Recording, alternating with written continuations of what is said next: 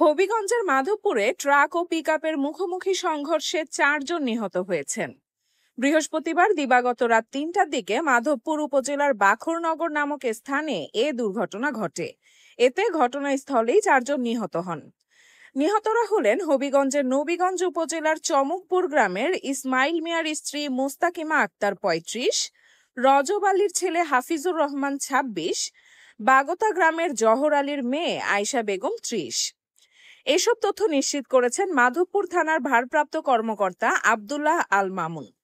তিনি বলেন, ঢাকামুখী ট্রাক ও সিলেটমুখী পিকআপের মুখোমুখি সংঘর্ষে 4 জন নিহত হয়েছেন।